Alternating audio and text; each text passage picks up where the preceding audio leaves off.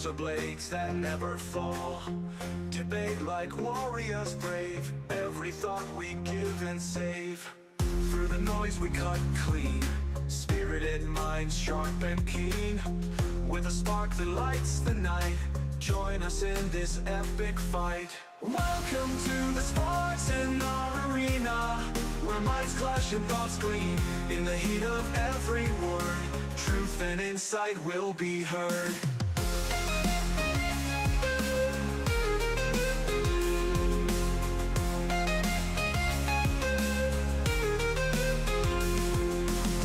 Buckle up and take your stance. In this arena there's no chance to escape the vibrant lore. Diving deep and search for more. From heartfelt talks to fierce debates, we explore what fate creates. Side by side we seek the light. In the dark our minds ignite. Welcome to the Spartan Arena, where minds clash and thoughts gleam. In the heat of every word, truth and insight will be heard.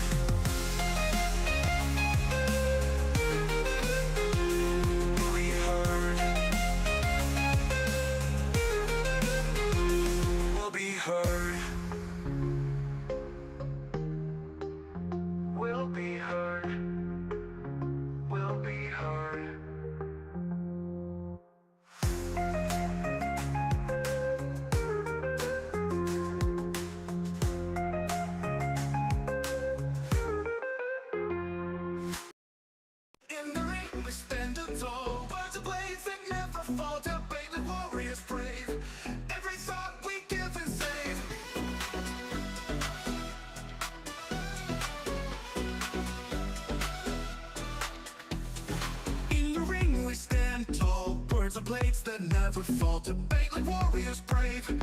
Every thought we give and save. Through the noise we cut clean. Spirited mind sharp and keen. With a spark that lights the night. Join us in this epic fight. Welcome to the Spartan Arena, where minds clash and thoughts clean. In the heat of every word, truth and insight will be heard.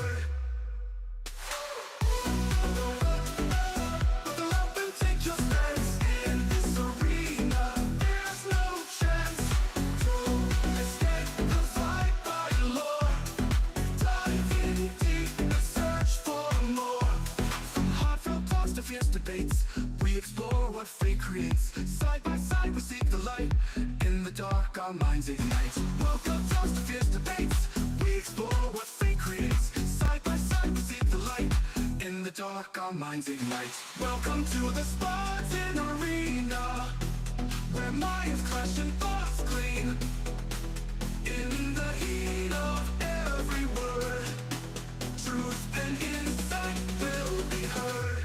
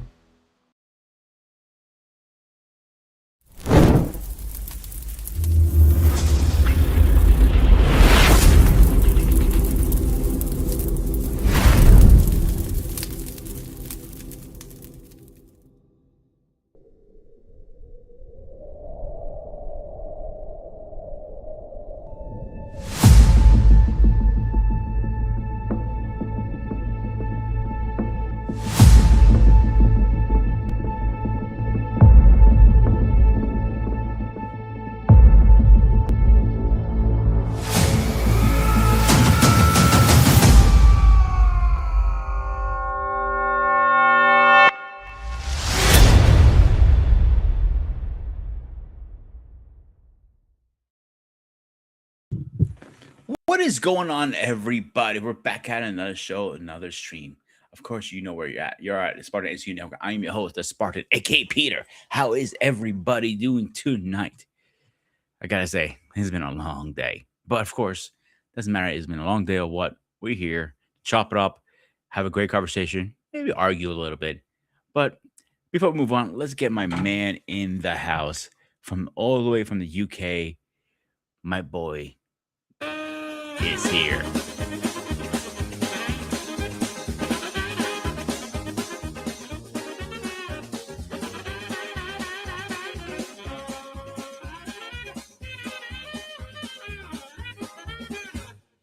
What is going on, Greg? You're muted, dude.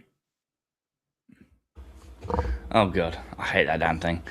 How you doing, brother? Another day, another dollar, like they say. You know how it is. Another day in paradise. Another day in hell, I think. Oh. Before What we you been up to? get into our subject, let's say hi to whoever jumped in the chat so far. Hey, King, what is going on? So tonight we are talking about love versus loyalty. Which one is your pick, Greg? Can I say both? No. All right, love. I am going to agree and disagree with you at the same time. I'll tell you why. Because, yes, you need love in any relationship you're in. That part I'm not denying. But I think you need loyalty first before you love with somebody. The reason I say that, because when you start a new relationship, you're not in love with the person. Yeah. If you're a man, probably what you're thinking at first is, damn, she's hot. I wouldn't get in her pants. Yeah. That's where most men would think. Mm-hmm. But not always. But most men. Yeah. So I don't think love has a lot to do with it at first. I think the loyalty at first is more important than anything for most men. Yeah. And knowing she's loyal to you, and you finding out as your relationship progresses and gets stronger and bigger and all that stuff, you find out also she's a good woman. If she's the right one, you might find things you don't like about her, but whatever the case is. So I think being loyal at first, if you think she might be a contentious person to might put a ring on her finger, like you have found your wife. You didn't love her at first. I did. First date? You mean the first day you met her, you loved her at day one? Yeah, I did. I call bullshit on that. Well, there was a massive spark between us. I don't know. It's hard to explain it. It's just there was a massive spark between us. And she stood by my side every single day. Hey guys, if you're not familiar with King Axel King Smith show, he has two channels, the Axel King Smith and the King and Me. So definitely check that out too. I'm going to push back on that, Greg. I'm sorry. I don't think you were in love at first. You were probably thinking with your penis like every other man. Not really. I'm disagreeing with that 100%. I was more concentrated on getting myself sober. And that's nothing wrong with that. And that's something great. But what my pushback to you right now is, at first, in every relationship you start, the first day you met her, the first time you take her out, the first time you hang out with her, the first time you get her naked, the first time you get intimate, whatever you want to put it down, it was no love. It was only intimacy and loyalty.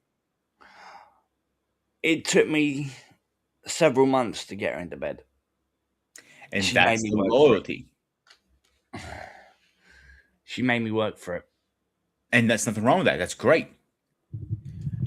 Because you knew she's the type of woman she's going, you got to put some effort into. And that's awesome. But my pushback, again, I don't think you wouldn't love her at first time. The first day. To be honest, I kind of remember. I really can't remember back then. All I know is that she saved my life. That's all that matters to me. And that's awesome. I'm not disagreeing with that one bit. I think that's awesome. But what I am pushing back to you right now is the first, like you said, you were in love with her day one. I don't believe in love at first sight. Yeah. I believe love happens over time. It takes time to build. Okay. It takes time to get there. Because let's use it. I'm going to twist this around a little bit on you, okay? Let's say you're your wife, all right? As much up, hang on, let's get this guy in here first. Of course, we got to get his theme song. He loves this part. Oh God.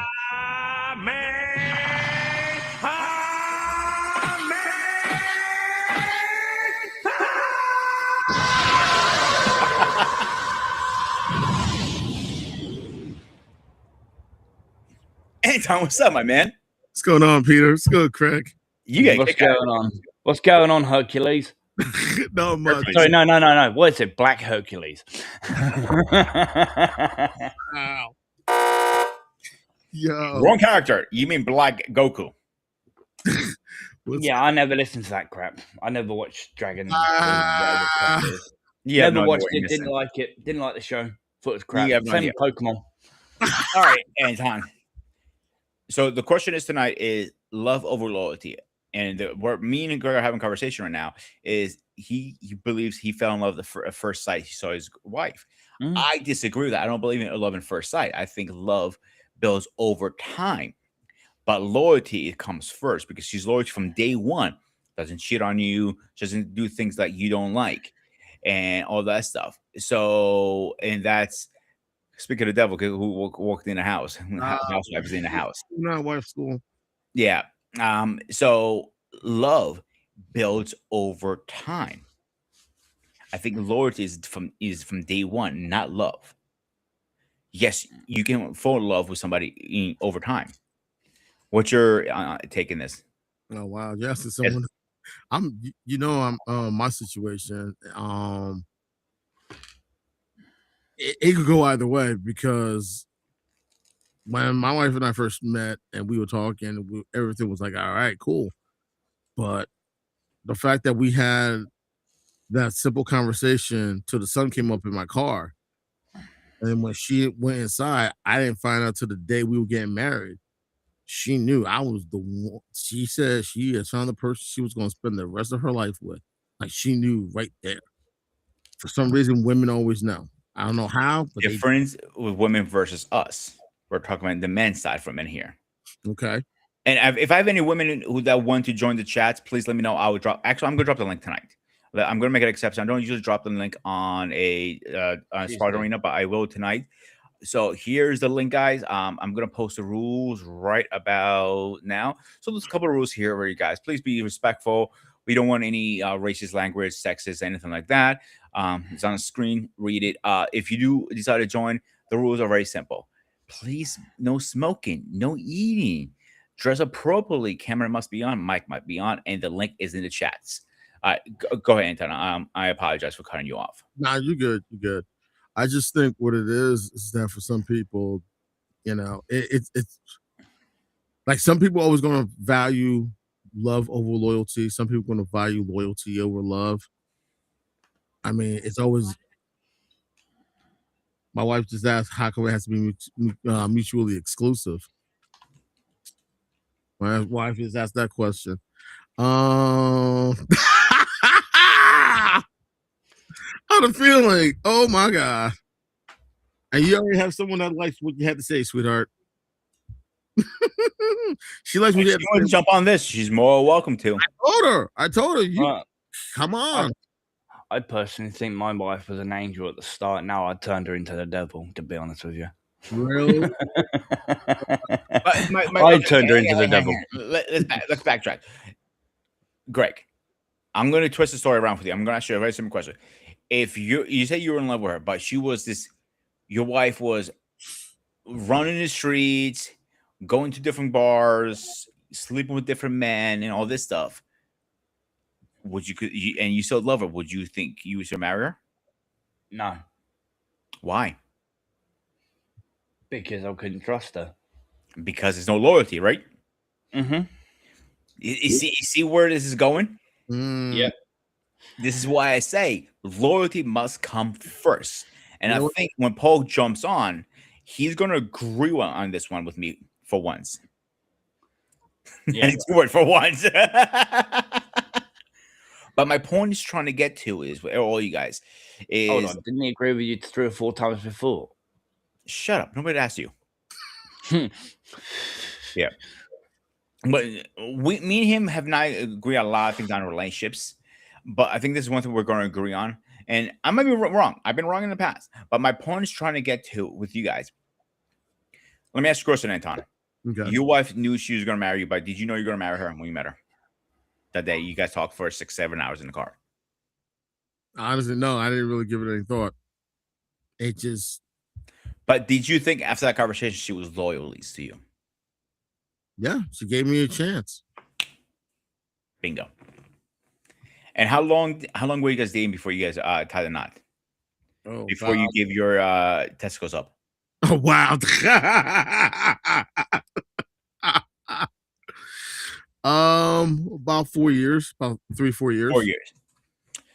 So, let's say 4 years for argument's sake. I don't say 3 or 4. Let's say 4 for a hard number. How long did it take you when you realized one day, you're like, damn, I really love this woman? Oh, wow.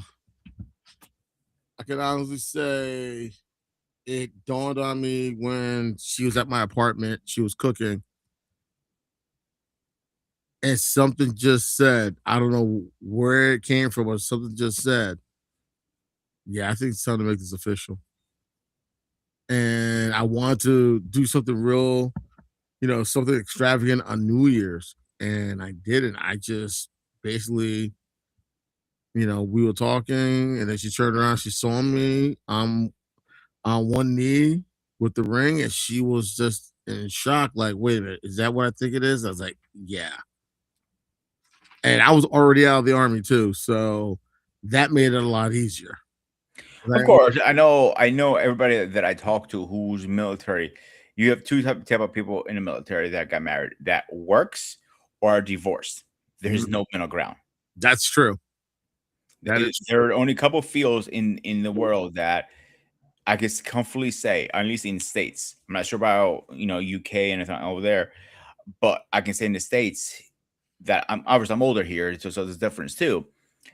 And military, police officers, firefighters, chefs, truck drivers, those are 5 off my head. I can think that there are a high rate of divorce is very high. Yeah. So definitely military. Military, I can say it's about 75 to 80%. I thought it was close to 90. Well, I'm being friendly, about 75 to 80. And in other cases, it's worse. In other aspects within the military, it's definitely worse. I know guys, CQ could probably tell you as well. We know guys that have been through this at least 3 or 4 times. Yeah, I know what are our good friends of the channel, Angry Elf. He told me straight up, he got lucky with his wife because his wife is an army brat. So she knew the life. Yeah, that's good. That's very good because one of my buddies I went to high school with, he's still in. Him and his wife have been married for, how long has Jamie been married for?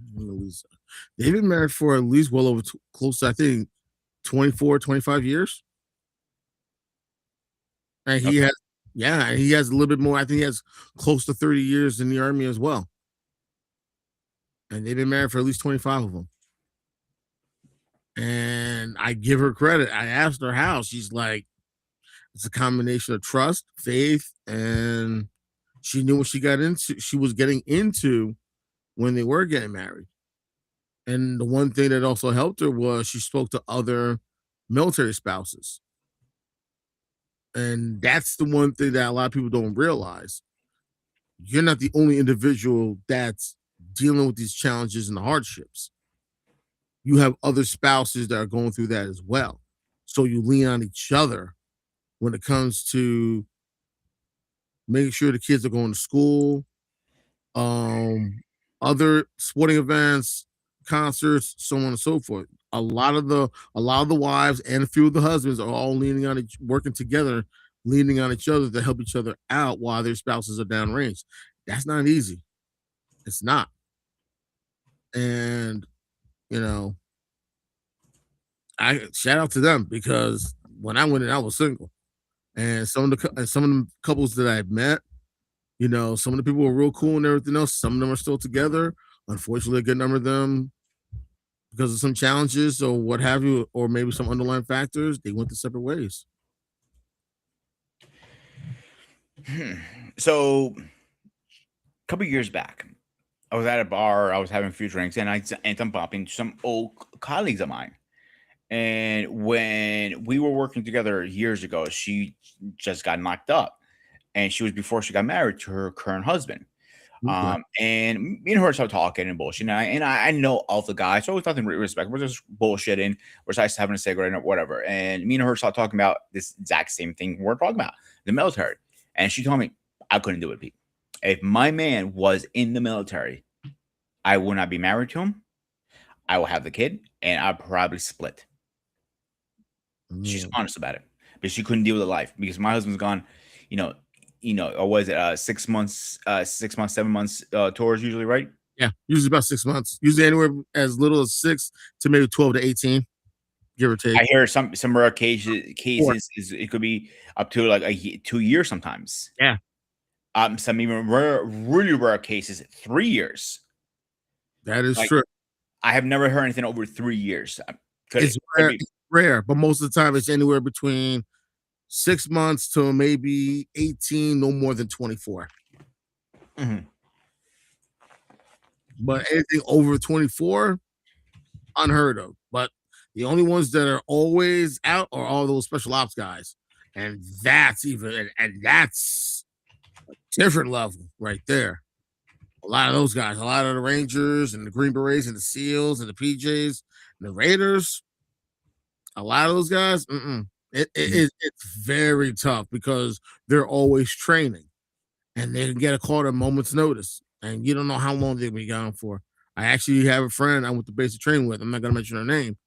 She met her ex-husband when she got sent to Fort Bragg. He was involved in other stuff, if you know what I mean. They got married right around the time she finished up. They got married, 2 kids. They eventually got divorced, and she thought about moving back to where she was living, her home state. But she already was in the process of establishing a life in North Carolina, so she stayed. That way, it was easier for him to see the kids. Mhm. And she honestly said that they have a better relationship now, divorced, than they did when they were married. They have very good relationships with each other. She kept his name after the divorce. She's still in good terms with his family. He's still on good terms with her family. They find a way to make it work.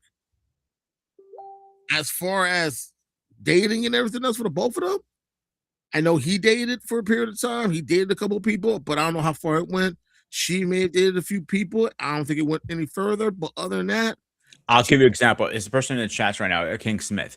I'm not putting any of his business out there, but I know he has mentioned this on multiple of his streams.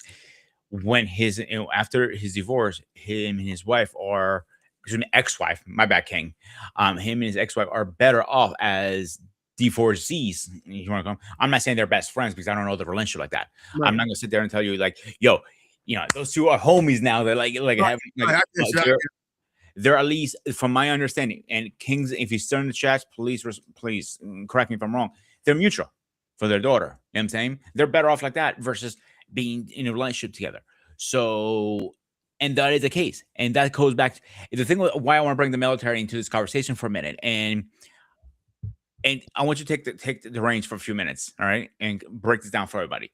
Okay. Is why most women are not loyal in the military. In your own opinion, of course, everybody has their own opinion because I hear a lot of this. A lot of people are gone for 6 months, 7 months. I had a buddy of mine, two buddies of mine, maybe 3. Okay. One of them, I do remember the story very well. He was doing his thing. He gets a video in the mail. Guess what video was that? Of her doing her thing. With her neighbor. And guess what? And he was rocking back and forth, crying his eyes out. The poor guy. Guys, I've heard His those. rifle was under here the whole time. Wow. He never did it because of his religious beliefs. Right. Because if you're a Christian, most Christians of religion, and please correct me if anybody wrong, most Christians believes if you take your own life, you don't go to hell. You go right to hell and not to heaven. And that's Exactly. that's I remember. worse sin. Yeah. You stay in purgatory. Whatever you want to call it. Purgatory or limbo, something like that. It's called. Purgatory is basically like limbo. Purgatory is kind of like Midtown. You're in that space. You're not in heaven, but you're not in hell. Yeah, some religion believe that's like the ghost stage. I call it. But whatever you want to call it, this is not about religion. It's explain with your own words for a few minutes because I got check on mom really fast. That's why I asked you if you could take over a few minutes. Sure, Take no over a problem. few minutes so I can check on mom really fast. Okay.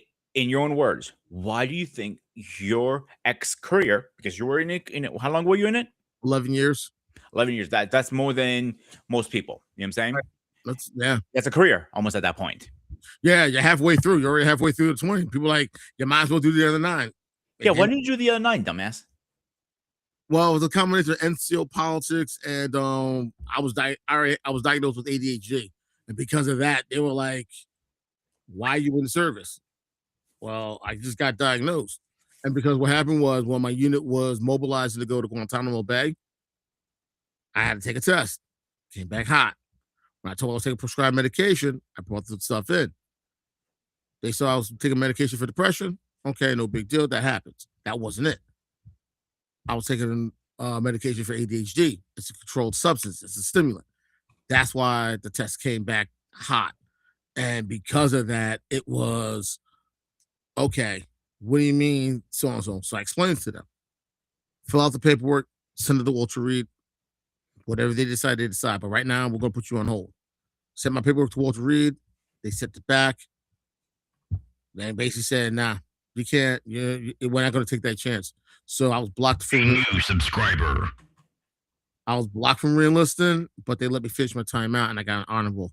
So I got an honorable discharge. At least you went through that, bro. I really am sorry. But let's see, take the reins for a minute and see. You know, what do you think? What was the biggest downfall in the military? People are not loyal. Even they say they're in love. This is where I don't understand. You say, pretend my future wife right here. Here, Ernie. And she's not loyal because I'm with my line of work. How can you say you loved somebody who's not loyal? That's true. I do see. I will give you the range for a minute. All right. All right. I can tell you this from experience from my time in, and luckily I was single, and some people I know that were in who they get divorced.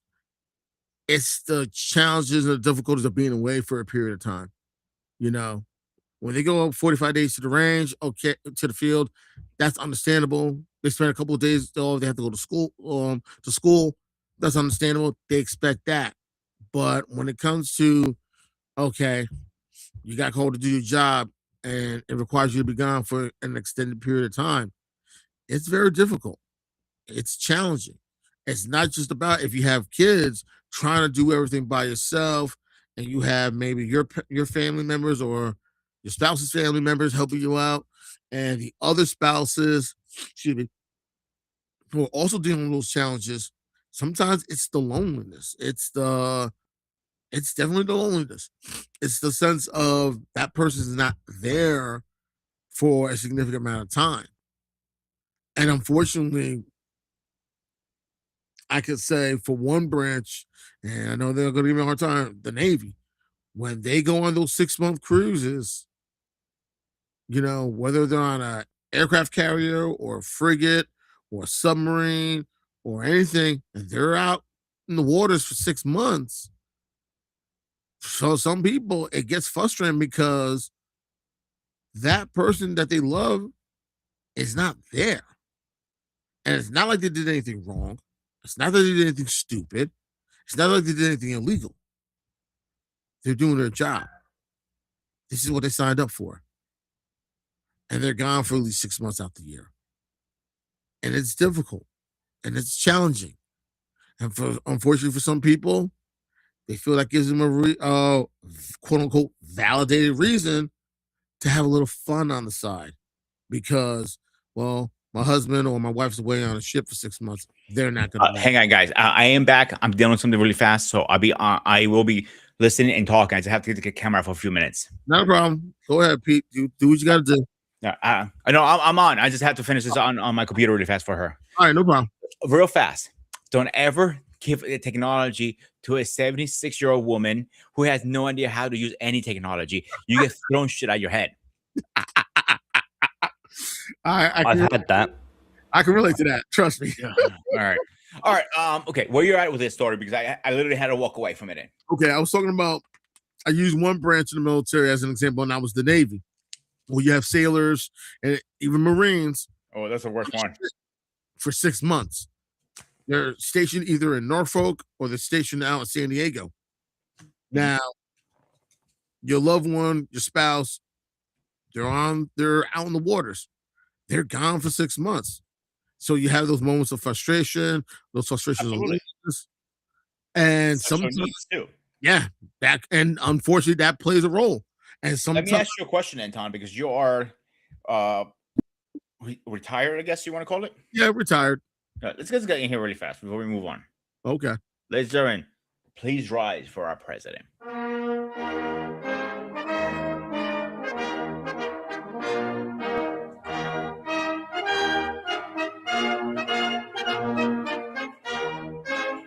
The hell is going on with my damn thing? Your age is getting to it. Here we are. Fuck you down there. Was good. Greg, when I ever meet you, I'm gonna punch you so hard in the dick you're gonna see freaking grandkids. What is wrong with you, Pete? A lot of things wrong with Pete, me. Yeah, obvious. Because who in their right mind says things like, "Look, punch him in the face, punch him in the ribs, in the gut." You're the only person in my life who has ever talked about punching someone in the lower anatomy. Bro, you never been in the There's something wrong with you, sir. There's something wrong with you, man. You got to I have never heard anybody. You know how many perverted jokes we have in the kitchen? I was literally talking to one of my bosses. I'm not gonna say name, not this current job, another job. And I was coughing. He goes like, "Yeah, I have that itch too from sucking to a stick." He goes, "I'm like, dude." and he was joking. His wife was next to him, like, "Yeah, he probably does that on the side."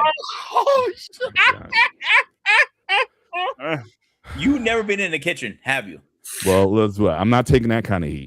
I said you can't take the heat out of the kitchen. That kind of heat. Hard. That kind of heat. I don't need in my life. So, Paul, really fast before we get back to Anton, I want to ask you one question. Which one do you pick, loyalty or love? Loyalty. We knew it. I called it. Before we move on, hey, shut it down there. Before we move on. So here's my reason why I pick loyalty over love. And I want to see if you have a similar mentality or not. Is I personally believe you need loyalty before you fall in love with somebody. Making sure she's loyal to you through your relationship before you engage in your engagement, then in your marriage. And at the point when you're engaged, of course, you're in love with her, obviously. That's my theory. Mm-hmm. I don't like that lip. I know he's going to disagree right now. Go ahead. You got the floor for a minute. Well, like I said, what's love got to do with it? I mean, you like I said, I don't think I was in love with my wife. Certainly, I don't think even at the time I got married, I don't think I was in love. I would say that. I think love kind of grew over time, and just from, like I said, the Asian Indians that I know, or those who've had arranged marriages, I can't say that love was necessarily there off the rip also. So again, this idea of love, I think, is a relatively novel concept. It's a romantic concept. It came up through the Romance period, Shakespeare, and all the romantic writings that came out of Western Europe. But it, for the most part, it's a relatively new phenomenon within human existence. And I'm not saying that that kind of eros, erotic love does not exist. Obviously, it does. But I think that it's been moved up in the order of things above everything else, above loyalty, above respect, above duty, above honor. And it's just been placed on a pedestal that has really, I was just on a panel just before I got here, some tough stuff we were dealing with over there. But, you know, it's that very thing. I think that's the issue. A lot of brothers are getting emotionally damaged because you're putting so much on the love part or your feelings or what have you, and you haven't developed the mental muscle to be able to really process a lot of that. And at the end of the day, again, love ebbs and flows. There are days when I don't feel like I'm in love with my wife. But duty, honor, respect, trust, loyalty, that is always there. And it just so happens that that lovey feeling kind of makes its way back pretty regularly. So I don't, I think that really love is overrated. At least the way we're talking about it, or the way I'm assuming that you guys are defining it. Now, if you want to go into like, Bible talks about agape love or filio love or those type of, I think there's like 6 different types of love that are defined in the Bible or something like that. Unless you're talking about those types, unconditional love, brotherly love, or family, there's familial love. I mean, unless you're talking about those. And as a man, love doesn't move it. I mean, I think even in the scriptures, I don't want to get too Bible-y tonight, but Paul talks about husbands, love your wives, but wives, respect your husbands. I think we run on a different fuel. It's not to say that love isn't important, but it's like anything else. You have diesel fuel and you have regular gasoline and other types of fuel. You got ethanol. That a lot of them have the same ingredients, but it's in proportion. It's a mix, and what runs on that particular type of fuel. So I think generally for most men, we run on respect. Without respect, your love doesn't matter. And I would assume for a lot of women, without love, respect doesn't matter. Respect, we're just kind of roommates or siblings or something like that. Oh wow, that's heavy. I never thought about it like that. So again, I think but loyalty, I think, can cover a whole lot of things that people when love gets off track, loyalty kind of can help to reset some things. Yeah, me and my wife can have a fight, but I ain't going nowhere. we said how we got to in our 30th season. I ain't going nowhere. She'll say to me, I ain't going nowhere. Yeah, I'm pissed off at you. I ain't going nowhere. Yeah, I'm not talking to you for 2 weeks. I ain't going nowhere. I'm sleeping on the couch. I ain't going nowhere. I mean, everyone has their own dynamic and find a way to work through it. I remember when people talk about loyalty, it made me think about this one line I heard in a movie. If you ever remember the movie Striking Distance with Bruce Willis? No. Vaguely. Okay, Bruce Willis played a cop in Pittsburgh, and the same actor on Frasier played his dad. And he was a retired chief, and he was a retired senior up in the Pittsburgh Police. And one of the things he always told him was this: loyalty above all else, except honor. And honestly, when I first heard that, it stuck with me for a very long time. And how do you make that distinction? Honestly, when I first heard it, I was trying to figure. I was always trying to understand what he meant by that. But ironically, in the movie, when he was doing what he was doing, at the end, he's at his father's grave, honoring his dad with someone new in his life. And I think it came to something like that. Like, oh, you're always going to be loyal, but loyalty is above everything except for honor. And I guess that was his dad's way of saying, when it comes to the job, when it comes to your friends, when it comes to your siblings, when it comes to your parents, you're always going to have loyalty above all else, except honor. And I think what he meant by that was, when you get married, honor is going to be the more important priority than loyalty. So I guess what you then, how you just described that, I guess honor has to do more with a place or position, whereas loyalty has more to do with the person or the relationship. I think so. Yeah, that's the best way. So Where yeah, I think if I mean, that makes the most sense to me. You know, guys can Pete, I don't know how you, or Craig, I don't know you think about that, but I have heard that, and I've heard it taught like you respect a position, but you love a person. right. So with me personally, is when I first meet a woman, it's not love in there. I know this is where me and Greg disagree. I know Greg opened up saying he fell in love. He was in love at first sight with his wife.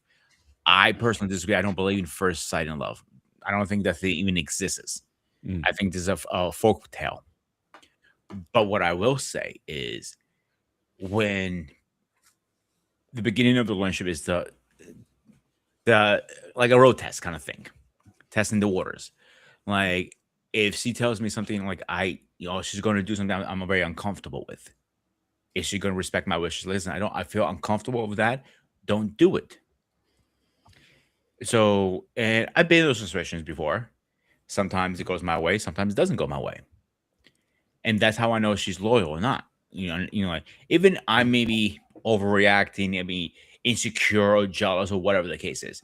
If she's telling me, oh, she's going out drinking at the bar, yeah, I'm not comfortable with that factor. Mm. And because, alcohol gets involved, and, judgments get appeared very fast. Exactly.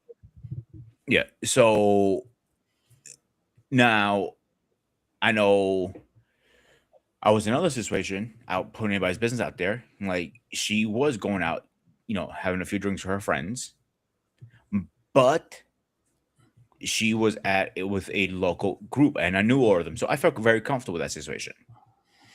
So it really depends on the situation. If it's something I feel uncomfortable, are you going to hear me out and we talk about it, or you can tell me, "Fuck you, I'm going to do it my way." That's testing the waters, I believe. The at least first 6 months, if you have to prove me, you're definitely loyal to me. You definitely understand where I'm coming from with some things. And it doesn't mean is my way or a highway. None of that. It's more about, let's have a conversation about it. Give me the loyalty and at least have a conversation. Over time, 6 months, maybe a year, whatever, if she, is loyal to me from the T to T, I can trust her. She respects me. That's where I can drop my guard down and start falling in love with her. Mm. Sometimes it's sooner, sometimes it's later. It really depends, if that makes sense.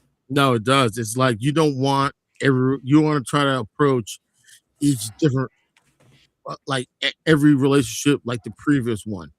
And sometimes that's what happens. Sometimes we self-sabotage and don't even realize it, because we're still holding on to some type of anger or frustration or pain from the previous relationship.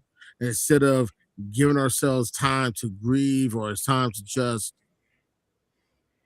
try to get ourselves, try to get back on that horse, you got some people like that quick trying to rush into a new relationship, and they're still dealing with the things that happened from the old relationship. They never gave themselves time. I'll put it this way, Anton. I never said this out public.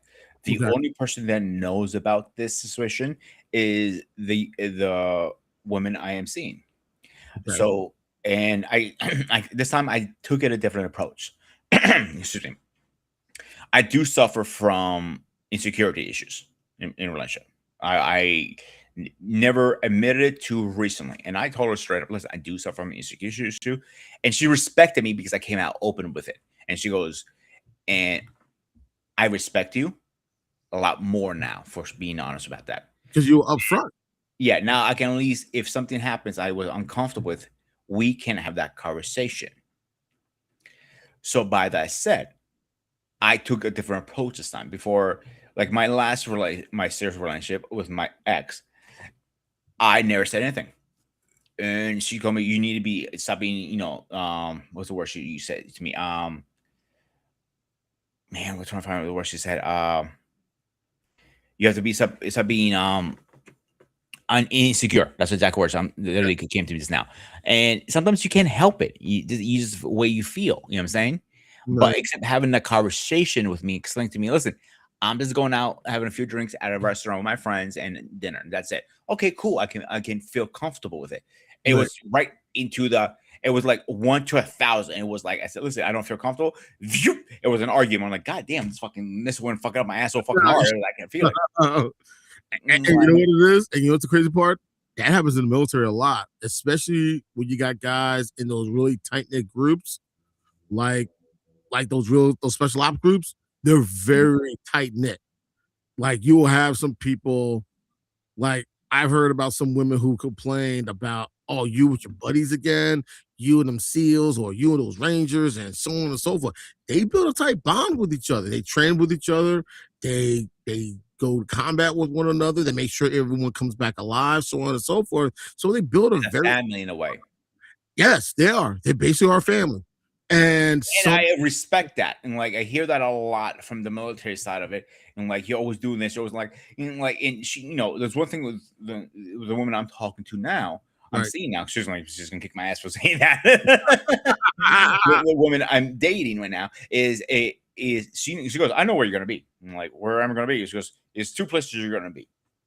Is it gonna be you're gonna be at work or behind your computer? Well, you're not really. Okay. Oh yeah. Or if I was there, where else it gonna be? You're watching TV and you're playing your PlayStation or watching a movie. I'm like, God damn, she's good. But my point is trying to get to, she knows I'm not that. She knows I'm loyal, and she gives me the same respect back. Right. Now, if this relationship is gonna work out, that's a whole different conversation between me and her.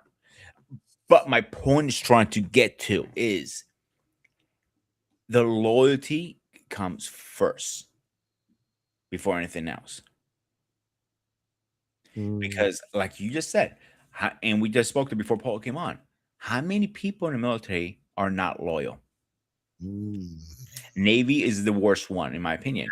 I'm not sure about Marine Corps, because Marine Corps, I know it teamed up with the Navy guys, but they're in the bunkers. And I know I spoke to a lot of Navy guys that is looked down upon hooking up with is another sailor, but they do it all the time. They put rigs up, curtains and stuff like that, and they put a sign up like occupied or something like that, and they know, okay, somebody's getting some, and you just move on your way. You don't let them out. I remember just one sailor I know from a long time back when I was in. He was on an aircraft carrier, and he talked about this one person.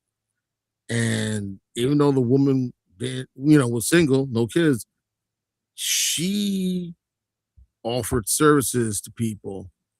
Word got out when she tried to take all the earnings and deposit it when it came back stateside. And then what made the situation even worse, they found a journal. Oh shit. So it was not only how much she was charging individuals, it was who the individuals were. Hyper Command.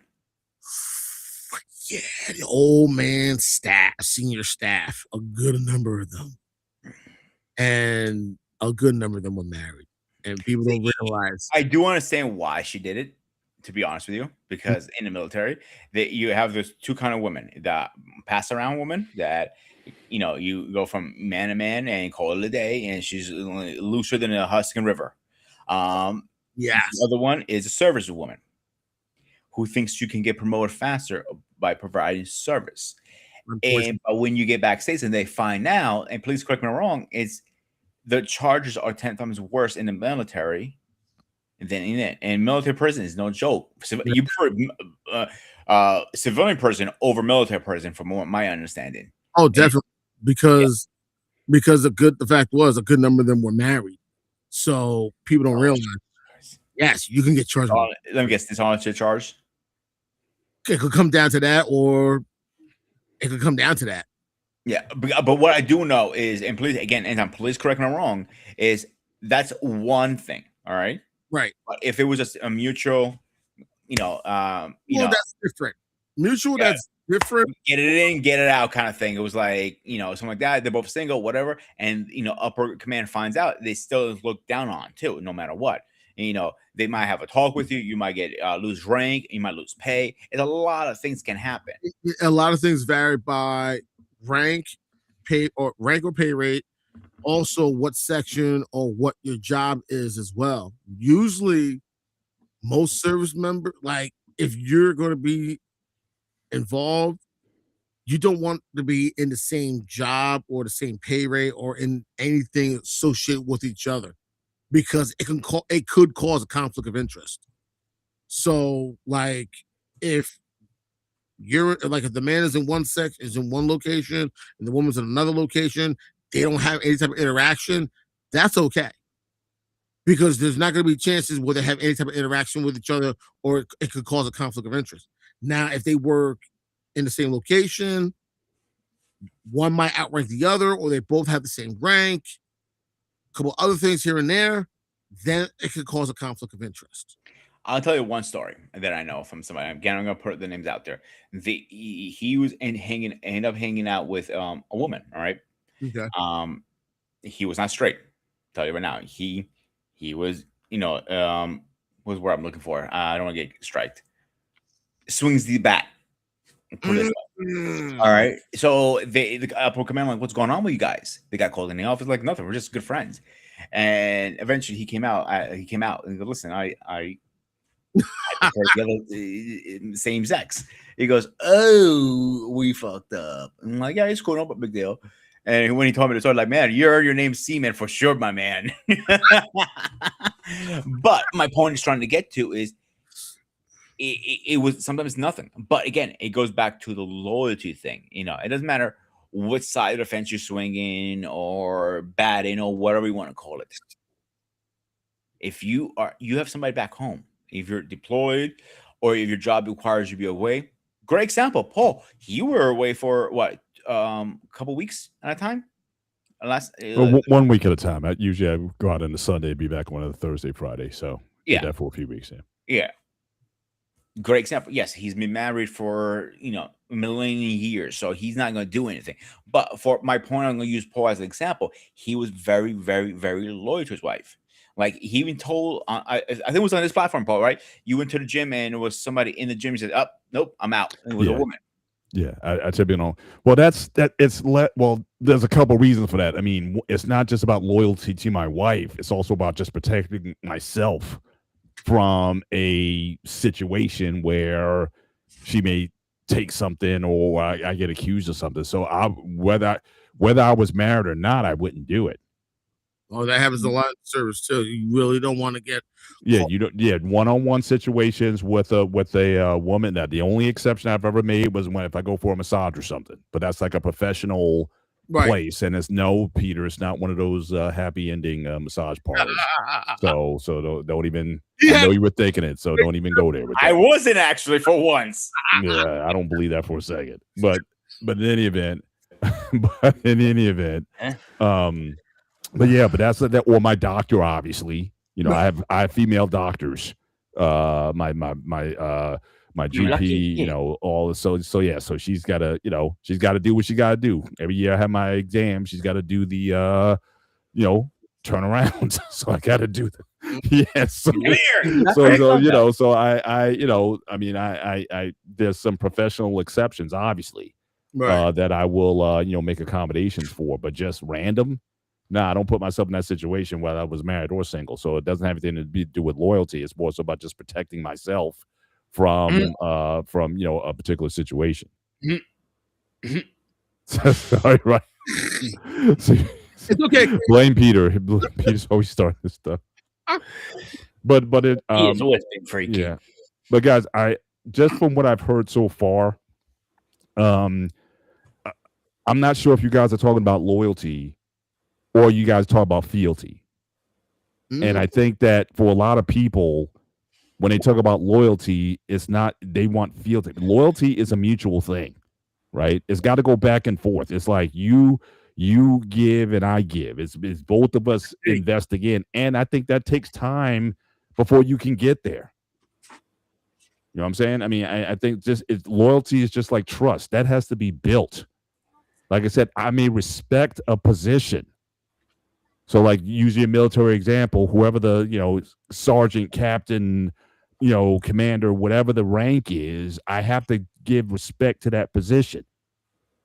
But if I want if you want loyalty, then I think there's something in the military that builds within men, and a lot of that's going to come through the personal relationships that you build, going through the grind with your brothers. Mm-hmm.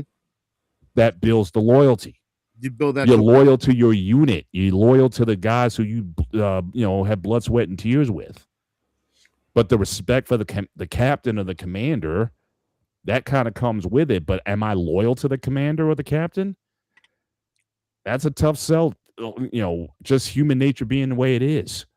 I could tell you this, Paul, from my experience, it's how that officer treats his personnel.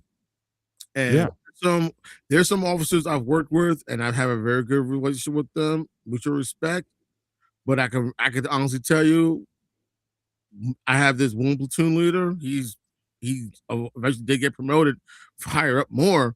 But when he was my platoon leader, I'd follow him to hell and back. He took care of us. He looked out for us. And I've honestly told people, like, if he called me up and said, yo, you are my favorite radio guy, I need you, I'll give you the details later, I'm out. Yeah. Because he looked out for me. Right. And he looked out for the guys in my squad too. Right. And because we have that, type of trust with him, if he needed us for anything, no hesitation. And when you hear stories like that, people look at you like, you serious? Yeah.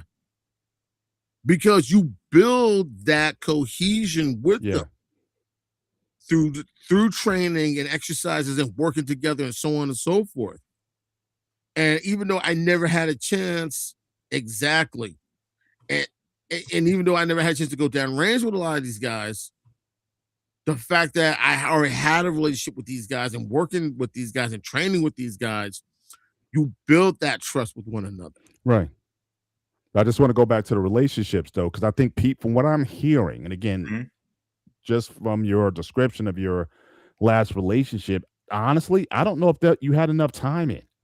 You're saying that you have an issue, you have trust issues, you have insecurities. So even with that, it's going to require a lot more time for you to trust someone like that. But again, you can't, like, it's almost like you're demanding it. But have you earned it yet? I don't demand it. One thing I would tell you for sure. I'm just saying, just from what you described, the situation you were in, she's going out, she's doing this or whatever, and you're saying, I don't think that's a good idea, and you just wanted her to just capitulate to your request.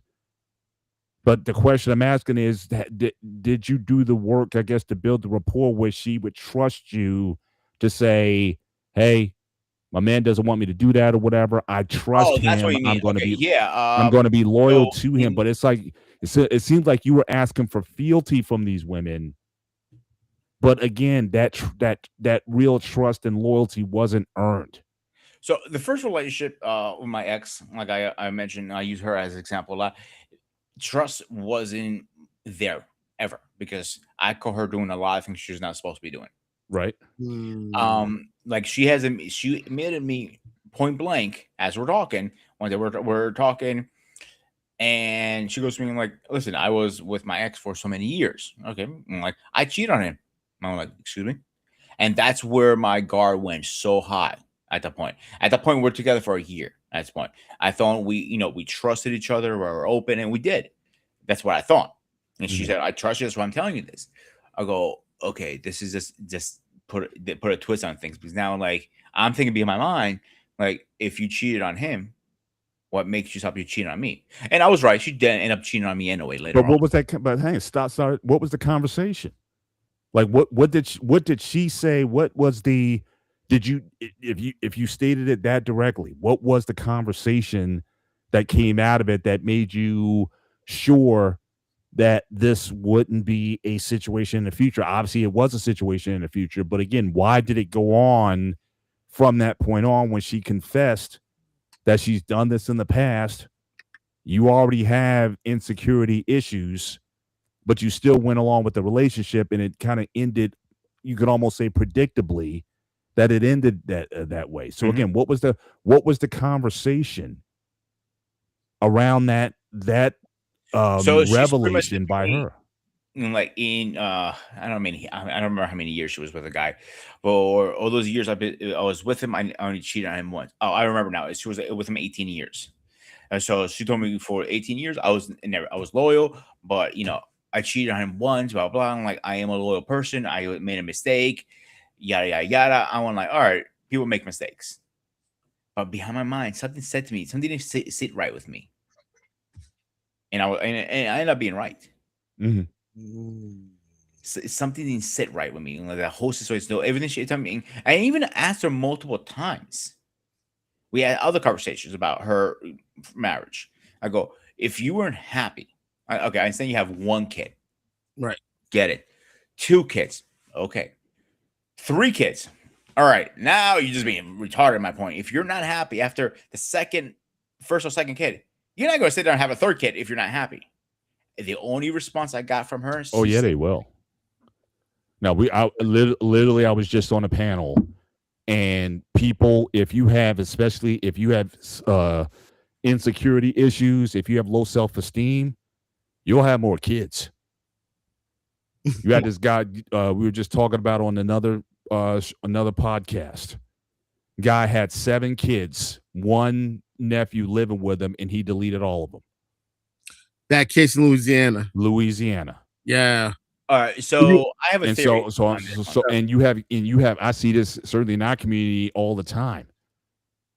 People having kids got no means, no finances to raise them, but they still have them. Why? Because for some reason they think that's the only thing that they can do that's productive. That's the only thing that they, the only self-esteem they have is through having kids. All right, I have a theory behind this. Okay, so the timeline she's gave me, and really fast, how school wife, she's 100% right. She was lying the whole time. So the timeline she was telling me from the start was when she was with okay, she had total 4 kids. First one ended really fast. It was like kind of like pop the cherry. I got pregnant. I got married. It didn't work out. Boom, out of the relationship. Okay, shit happens. The second one, she was for a while. She was only thing she was talking about. He had money. He had money. He had money. He had money. When the money dried up, that's where the problem's happening. So now, fast forward about That's 2 strike years 2. later. That's Yep. strike 2. Strike 2. Yep. So, you're ready for strike 3, and this is my theory now. And I don't have no evidence on this, but I'm pretty positive this is what it is. So she ended up telling me she cheated on him. Right after that, she ended up sleeping with her husband.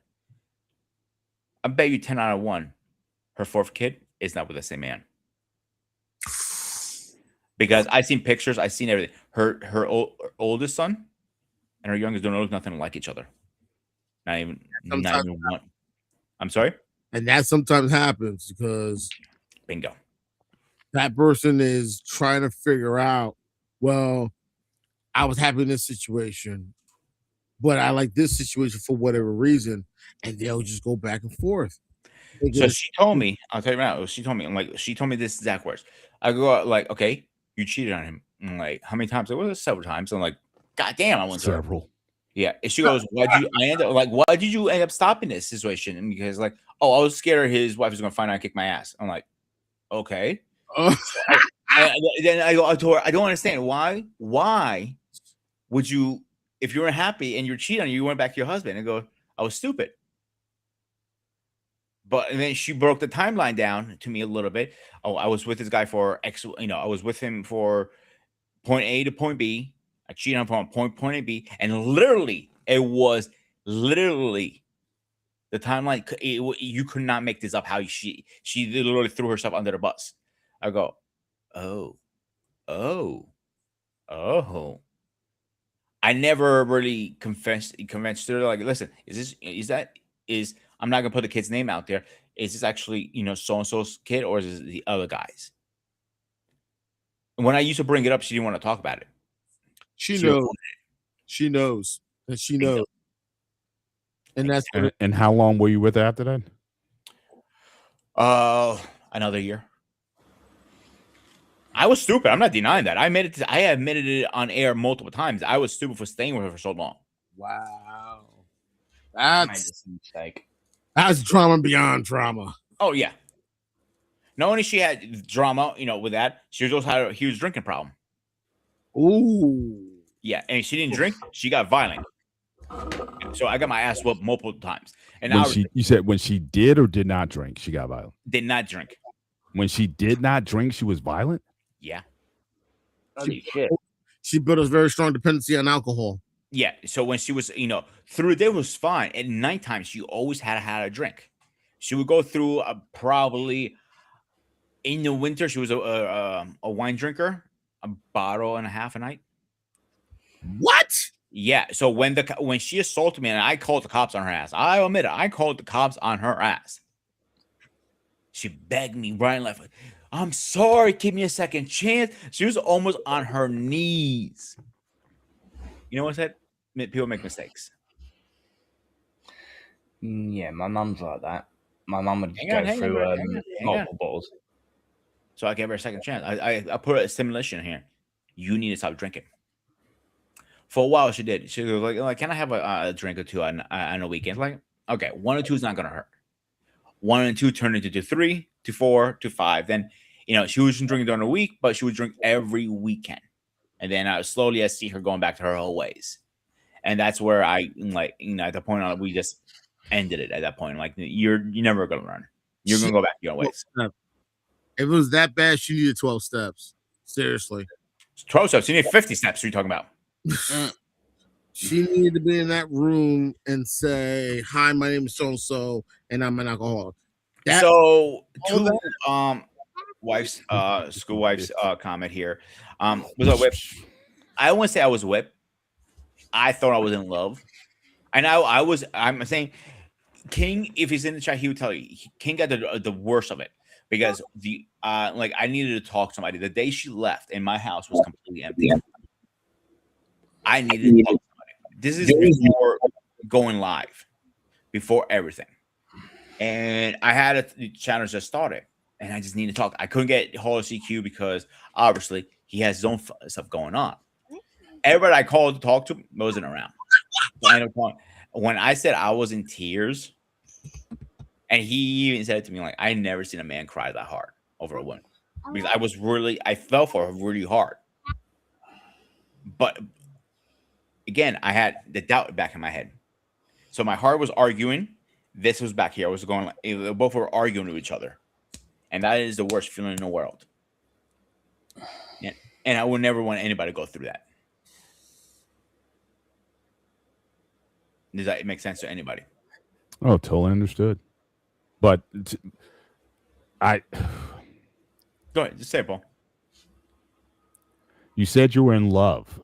Mm-hmm. I don't know if I can classify that as love. I mean, I think, infatuation, again, it could have been insecurity, because it almost seems like, in a way, did you even love yourself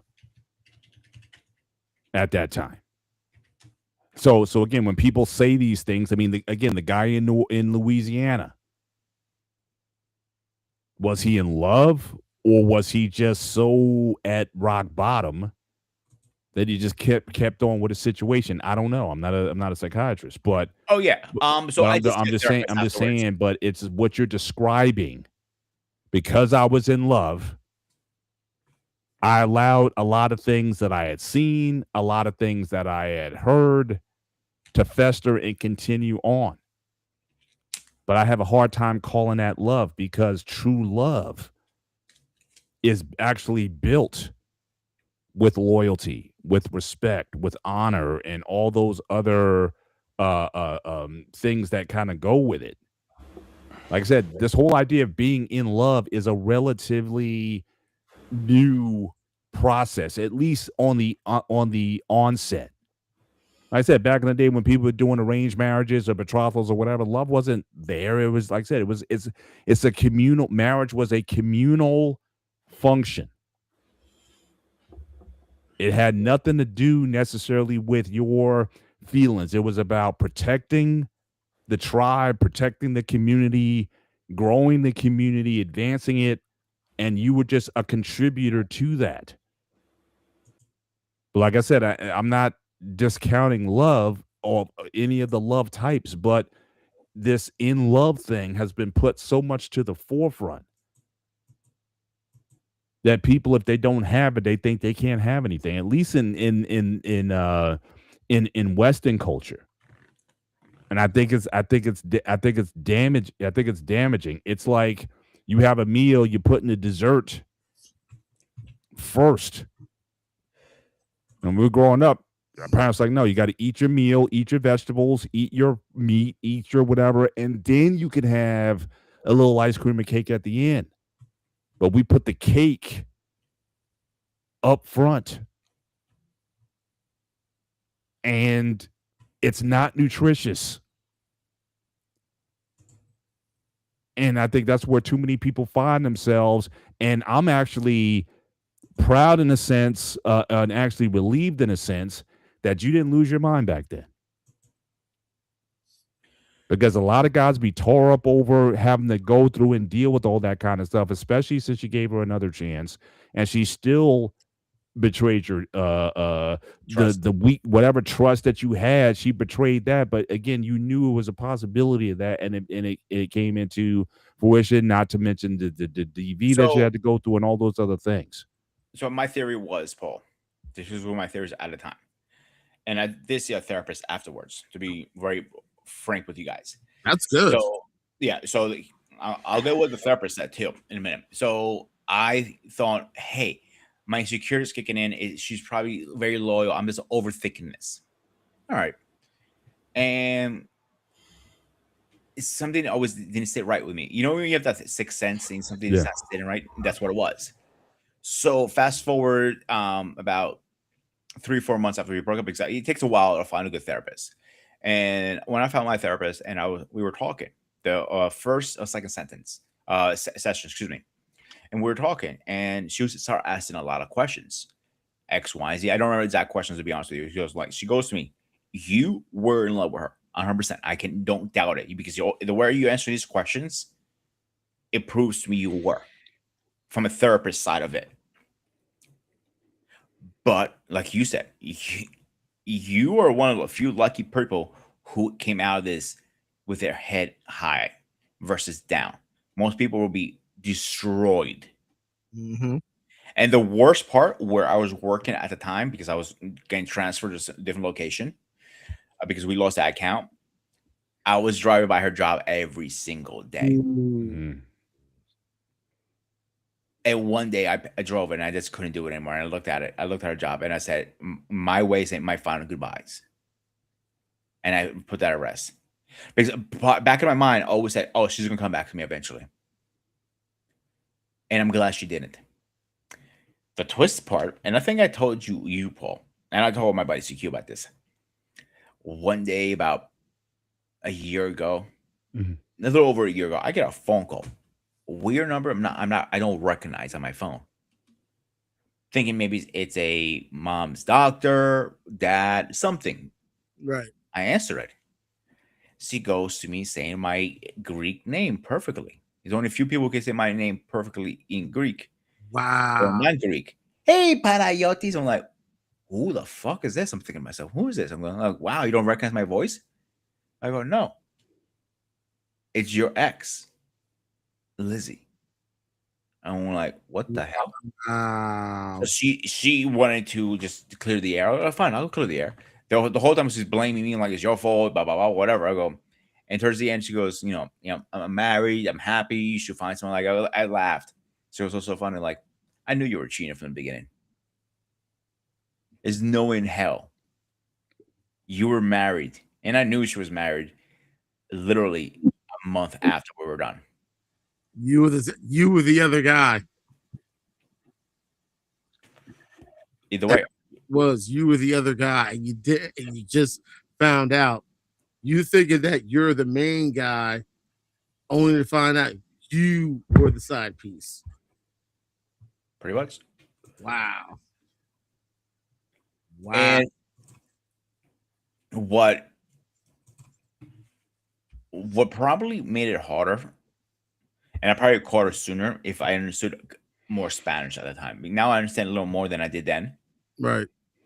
I didn't understand enough back then. Okay. Now, if somebody's talking shit, I can understand it. I can not speak to them, but I'll look at them like, yeah, stop talking shit. And that's why I think loyalty comes first. If you're not loyal to me from the beginning, like the current woman I'm talking to, because I'm dating, she's gonna kick my ass for saying that. But the girl I'm dating, I know for a fact because she's been cheated on. And she knows the feeling, and it is the worst feeling in the world. Anybody who's been cheated on can say that. If you've never been cheated on, you don't know the pain of that. The three worst pains I ever dealt with in my life, and they're not in order. The recent one, obviously, you guys know, with Alexander passing away. Second is my grandmother, and third, finding out she cheated on me because I put a lot of effort in that relationship. The most I ever put in any relationship. I got her the best ring, everything, top of the line. But she's also told me she never had a man say no to her. She wanted to buy something like, no, you don't need this. You have 6 makeup palettes. You know, she collected makeup palettes. She had like 55, 60 around there. And she just, collects them. Like, can you ever resell them? Like, no. Then what's the point of it? Mm-hmm. Real. Damn. Oh, yeah. Lot. So, you know how every man has a weakness of what kind of woman they're attracted to? You all have that kryptonite. Yeah. I was always very attracted to Italian women, Greek, and Dominicans. Oh, I'm not attracted. I'm not, I see Dominican, I appreciate from far away now, and I go the other way. Peter. Yeah. I'll be honest. Because of my experience, she wasn't the first Dominican I dated, and it's always been with hardship. It's always end up with breaking hearts. So I'm not going to put myself in that situation anymore. I'm not saying there are not good Dominican women out there. There are probably plenty of them. Right. But from my personal experience, I've just been hurt way too many times. Proceed with caution. Mhm. Wow. So, when it comes to the what's the word I'm looking for? I don't believe a culture should say, "Hey, this culture are gold digger, or this culture is known for cheating, or this." I'm not saying that. I just have bad experience with Dominican women. They're gorgeous. Can't say none of that. But I am very happy where I'm at right now. And I have not said that in a long time. The only thing and again, I appreciate you for sharing that. The only thing I have an issue with is when you said loyalty up front. I don't think there's such a thing. Like I said, loyalty is like trust that has to be built. You go out, you talk. Does the person, for example, show up on time? You guys set a time to get together. Do they show up on time, or are they always late? Or are they always postponing? You know, are they responsible with certain things? I mean, there's just things that I think you just look for in the dating process. Filling out process. But again, I can't expect loyalty up front. I mean, if anything, to me, we both have to earn each other's trust to say, okay, yeah, I mean, if this is going to do something. Now, if that's done over a period of time, then yeah, I can say, yeah, I can be, and we also make the decision that, yeah, we're exclusive. So, I mean, we're just dating to be dating, but you can date me Thursday night. You can have another date Saturday night. And because again, we haven't said okay, we're exclusive now. So again, I just think that to say loyalty up front is too much of an ask too soon when it hasn't been earned. Mm-hmm. And I think just a lot of people, again, just take it a step at a time. Does he or she do things that are trustworthy? Again, accountability builds trust. Respect for your time, respect for your property. You go to dinner, does she order the most expensive thing on the menu? Or not? Does she respect your things, your car, your living spaces or what have you? I mean, these are things you just have to sort of flesh out over a period of time. I don't think it has to take a long time. And again, for the communities, the other communities that I'm talking about where arranged situations go on, the loyalty may not necessarily be with you, but the loyalty may be to the communities that they come from. The examples that set there, the standards, the loyalty to their families, and that, if the father's going to send the daughter off to a husband or whatever, that she's going to be a good representation. Because in a lot of these communities, you don't want to send the wife home back to her family. That's like shame to the whole family. Exactly. So the village or the community oftentimes provides that loyalty. It may not be with you yet. Again, that has to be built. So that to me, that would be the only part of the argument that I would, even though I'm picking loyalty over love, I understand what it takes to build loyalty.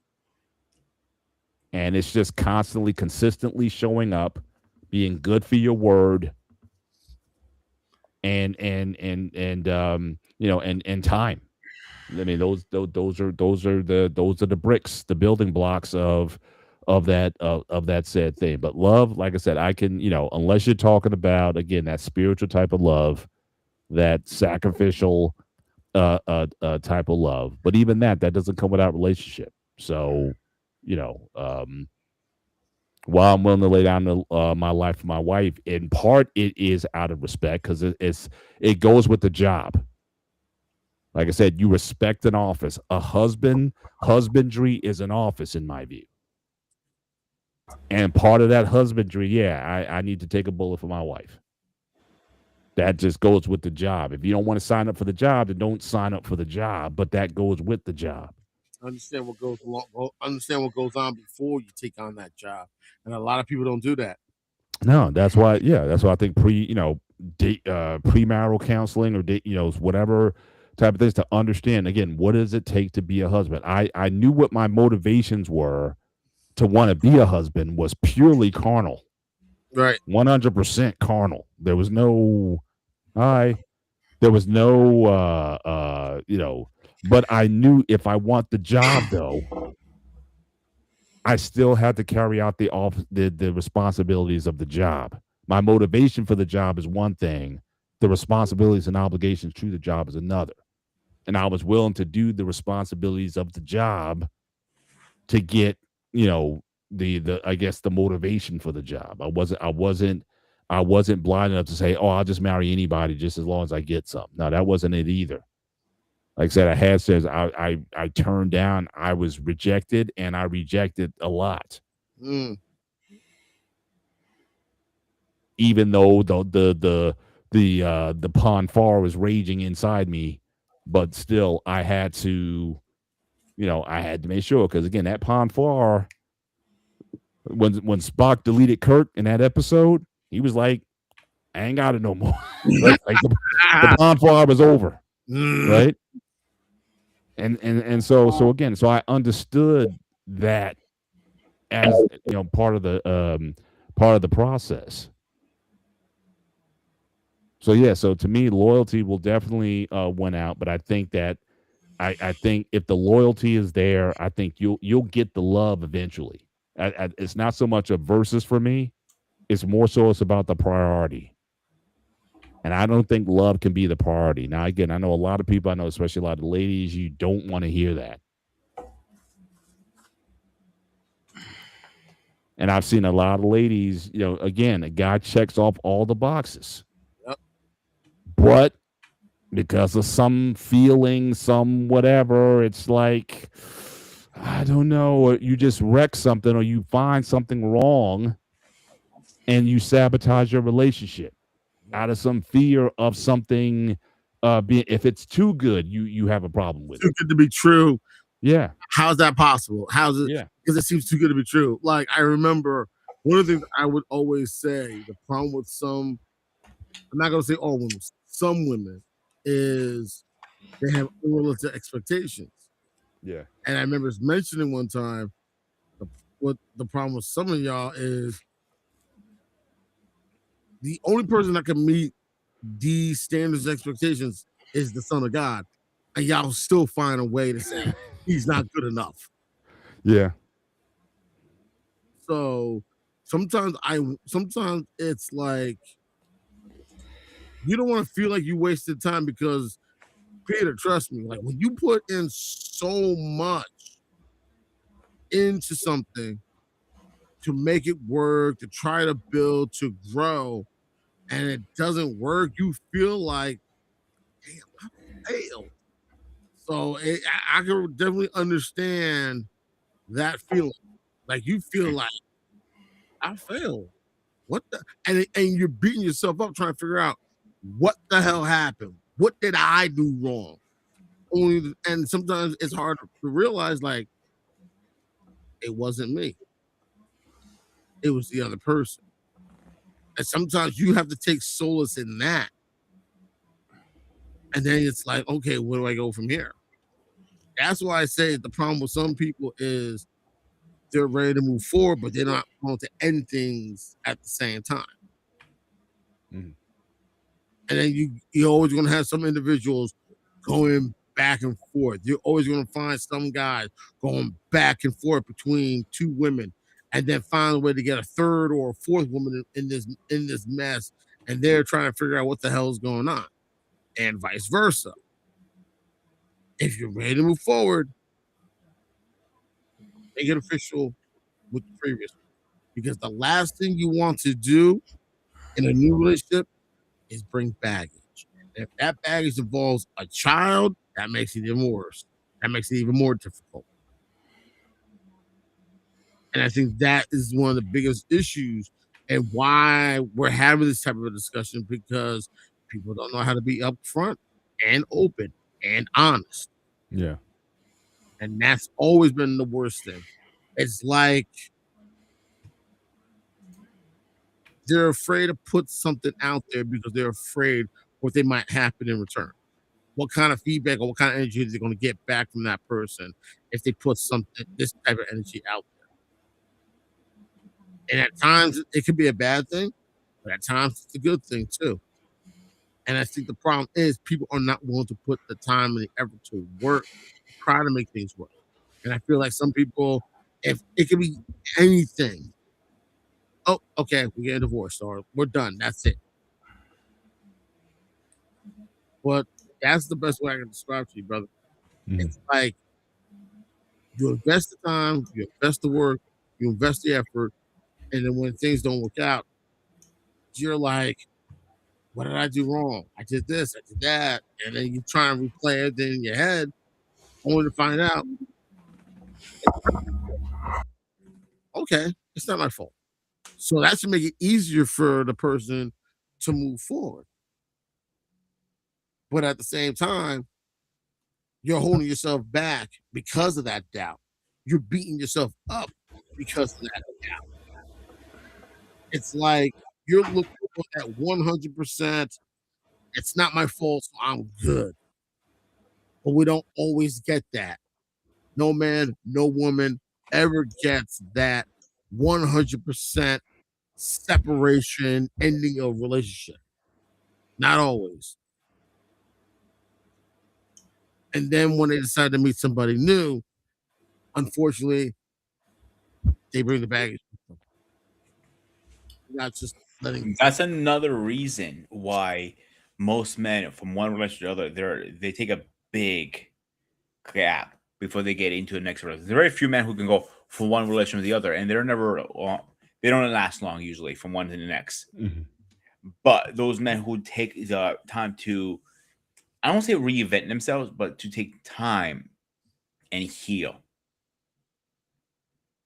And when you find out, oh, it wasn't me, it was her, and vice versa, it's in a way it's a fresh breath of air finding out, okay, I didn't do nothing wrong. I did everything I could in my power.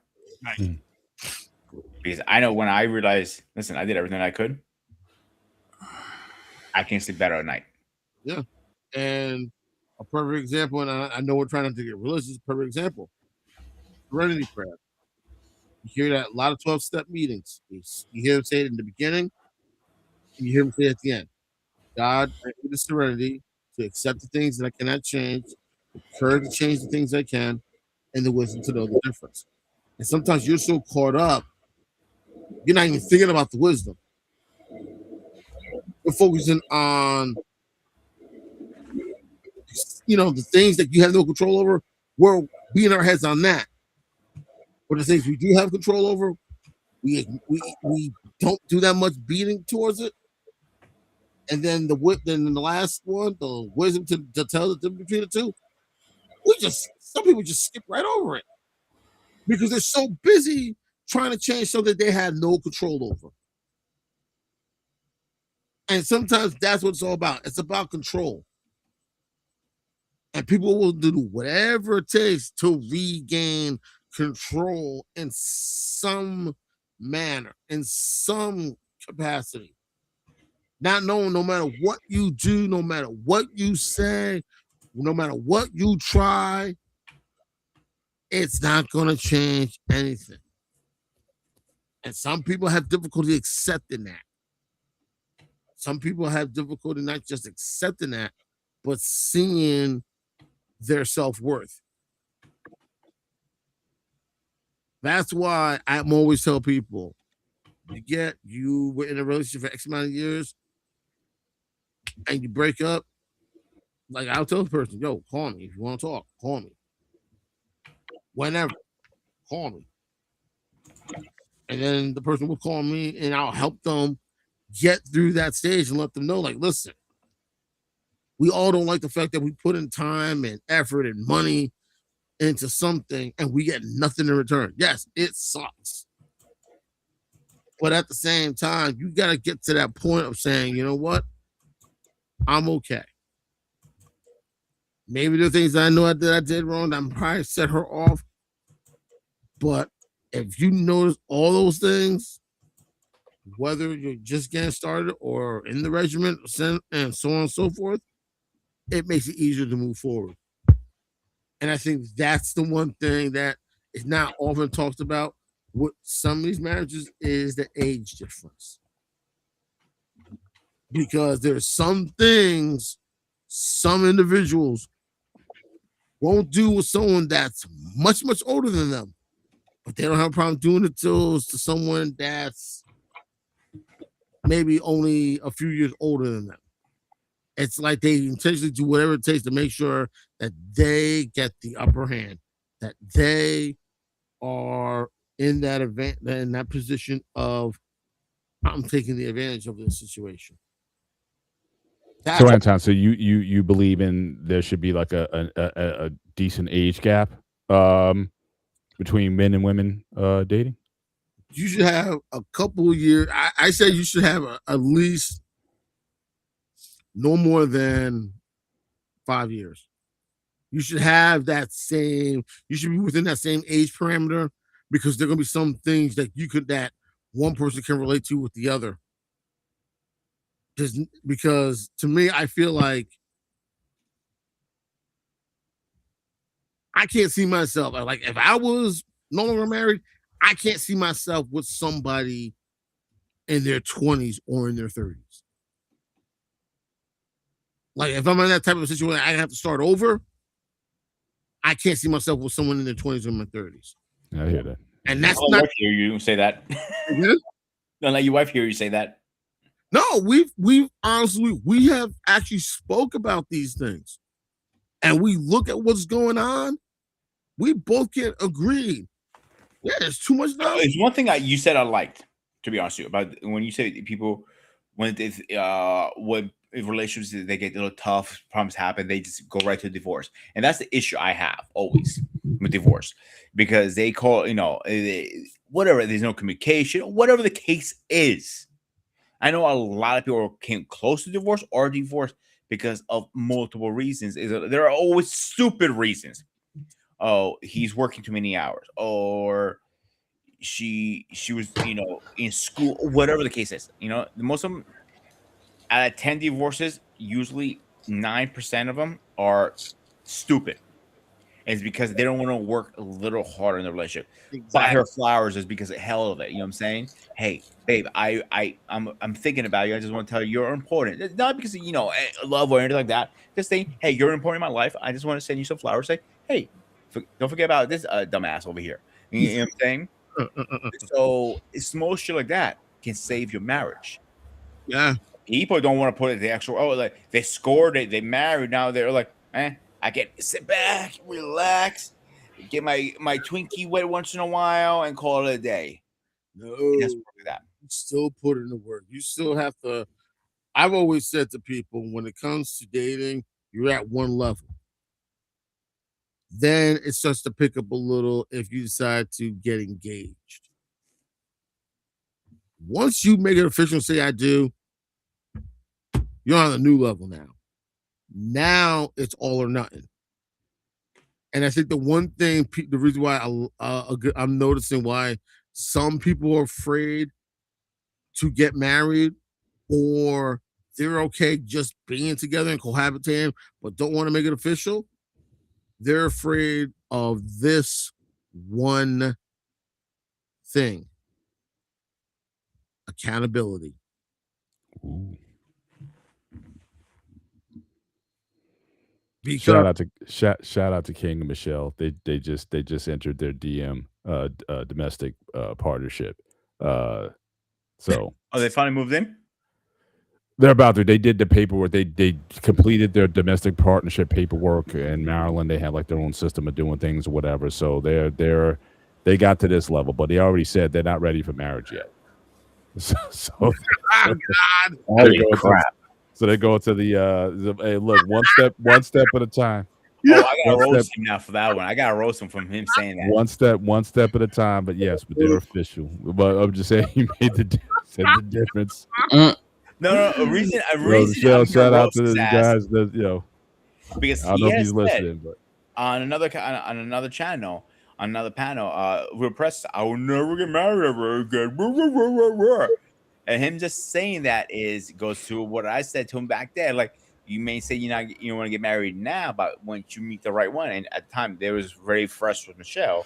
Now fast forward later, I know he's in love with her. I can't doubt that. But like I said, is gonna be happening. Not anytime soon, but down the road, I can see it happening. And going back to what I was saying, accountability. No one wants to deal with accountability. I'm not doing my part. Who's the first person going to say something? My wife. My wife's not doing her part. Who's the first person going to say something? Me. We make sure that we continue on this road together, on this journey. Because what you're doing is you're working together. You're building, you're thriving, you're growing. You're helping make each other better. And that's the thing a lot of couples don't want to do. And it's not a lot. A whole lot of little has more value than one big thing. Yeah, and I'm one of those guys, like, I'm much more. I appreciate mindfulness or thoughtfulness over like gesture. You know what I mean? Like I don't need the big presentation. I just need consistently show up, consistently doing the things that I need you to do. But I don't need you just constantly, okay, yeah, I messed up, so I'm just going to do this big thing to kind of make up whatever it is. Just be consistent at, at what I need you to be consistent in. I don't need a lot of, you know, fluff or whatever. I don't need love notes. I don't even need you to tell me that you love me every day. Because my love language is acts of service anyway. So again, just show up in the areas I need you to show up in. And more times than not, we're not going to have any issues because again, I think I'm relatively low maintenance, but I do appreciate mindfulness. Before you make a decision, understand, me, if I need something, like if you're going to do something, hey, I just want to check with you first, just make sure I'm about to do this. And 95% of the time, it's just like, yeah, go ahead. No problem. But the fact that you check with me first before you do like a major, and I'm not, I'm talking about, if you're going to spend over $500, yeah, I like to know about it. Just to let it know it's good. If I'm saying, oh, hold on, I need to take care of something first, whatever, can you hold off on that? I may do something like that. But again, it's just the idea of just understanding your mate and then acting accordingly. I mean, that's the thing. I mean, I think a major responsibility of a spouse is to know your mate, know what they like, know what they don't like. If you guys went on, remember Anton, the Newlywed Game? Oh yes. There should be a Newlywed Game. There should be a 5-year game. There should be a 10-year game. There should be a 30-year game. And I should be able to go on the show and get asked the question. And I think there's just certain things I know you should know about your spouse. You should know what their blood type is. Mm-hmm. You should know what diseases or allergies that they may have. You should know really their social security number by heart. If you need to give it, what their blood type is. I mean, because if something goes down, well, you need to give that information, and you shouldn't be just looking for stuff. Right. So again, I think that's a major responsibility of a spouse is to know and learn your spouse, everything about him. And you should get better at that over time. And so I simply just act accordingly. They say knowledge is power, but applied knowledge is power. And you can use that knowledge that you have of your spouse in order to, again, do certain things. My wife knows I like certain things at certain times, and mostly it's done. It's like, I got nothing to complain about. I'm a happy dude because I know at certain times, whatever, certain things are going to be in place. And she knows to trust me with certain things. My wife never worries about a bill getting paid, ever. She says all the time, I sleep very well at night because all she wants is peace and security. That's all she wants. I mean, like I said, I don't have to do the big fluff. I mean, we go on dates, we go out, vacation. Yeah, sure. I mean, those things are certainly in the wheelhouse, but on a day-to-day basis, we just want peace. My wife doesn't have to be some deep intellect. Because if I want deep intellectual conversation, there's a whole bunch of people I can go to get that kind of conversation. I just want peace when I come home. And so again, you don't have to overperform. So again, loyalty is, again, that to me, that's part of loyalty as well. It's understanding what the assignment is and simply just carrying it through. I mean, people make it so much harder than it needs to be. So now I'm gonna love you the way I know to love you. No, love me the way I need to be loved, or respect me the way I need to be respected, and be mindful of that in things that you do. I mean, there's things that I said, yeah, I'm gonna do something, but hold up, when I bought the lightsaber, I was about to mention that actually. I said, look, I called my wife. I'm about to drop 300 on the lightsaber. She's like, you wanted this all your life or whatever. Go ahead. Now, again, I'm the man of the house. I could be like, look, if I want to buy a lightsaber, I'm buying a lightsaber. Right. I'm the man here. I actually respect that, Paul. I'll tell you why. I always believe 1-on-1. What do I mean by that? So you made a big purchase for your kicks and giggles. That's what the lightsaber is, for kicks and giggles. Yep. It's for your collection. I have 2 in my collection. Probably gonna get a 3rd one later on, and so on, right? I have my retro gaming system on the other side of the wall. That's for kicks and giggles for me. Right. Now, I was married, all right? 1-1, meaning I get one big purchase this time around, and the next one, it's yours. She gets whatever she wants. Like, obviously, in reason. Like, I'm not gonna buy your Lamborghini, obviously. Like, it'd be reasonable. You know what I'm saying? She wanted maybe a new couch. And like, that's for everybody, but that's super new. I want a new couch. I don't care. Okay, fine, whatever. That's the big purchase. Then after that, it's my turn again. I want a new TV, a 85 inch, or 60 inch, 90 inch, whatever. Boom. You see how I break it down? That's me personally. Yeah. I'm not saying it's going to work always, but that's how I always break it down in my head. Yeah.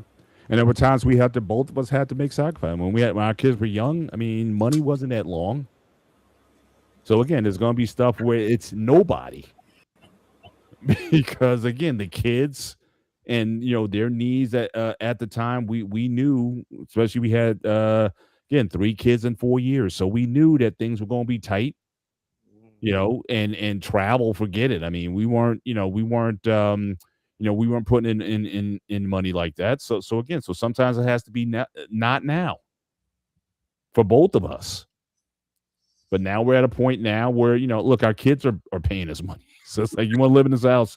I need a little stipend. I need a little gratuity here, if you guys want to move out and pay $2,000 a month for an apartment in this area, go ahead. But you can put a little something in the kitty just for a little, safekeeping or whatever. So we got a little extra going on here now. So like I said, life is pretty good. But again, both of you have to be loyal. Now again, if we were in that situation where money was tight, but then I went and purchased that lightsaber, yeah, it might have been a problem.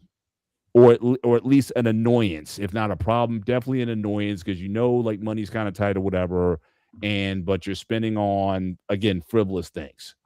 So these things have to be, discussed. They have to be, sort of talked about.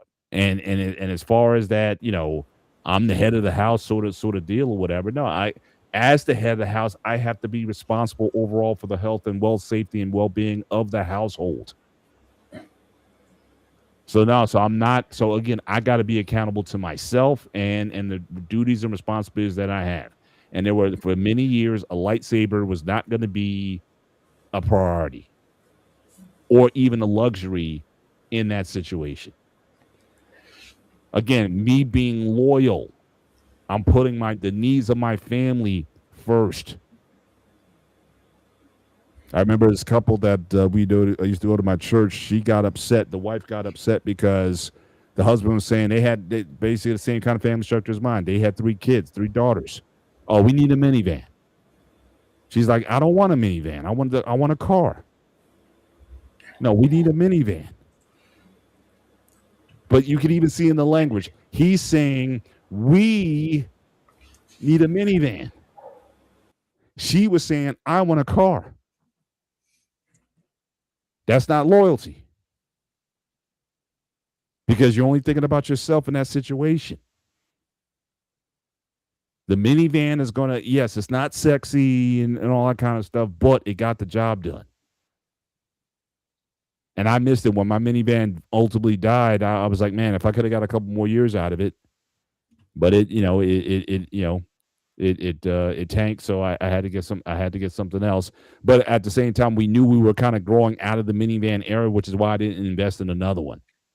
Well, for many years, the minivan served as far as human transport, it was the best for us and what we need to do: moving stuff, getting furniture, moving kids back and forth to the dorms in college.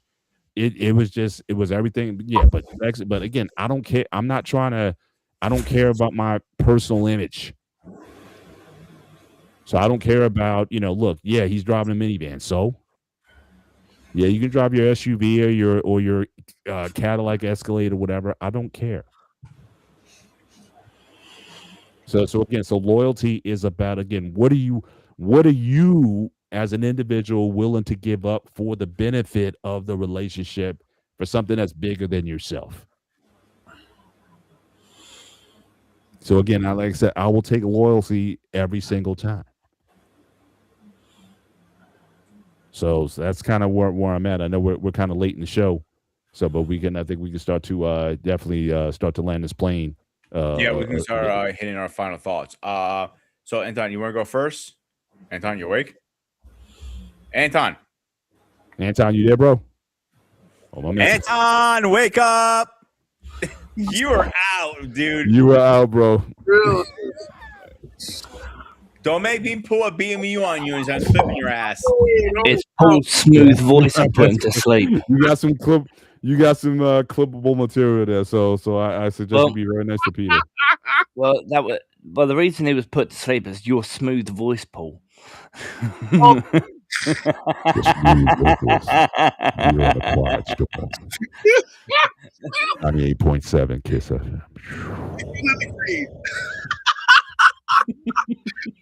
Thank you, Linda Green with the Quiet Storm. Lenny Green with the quiet storm.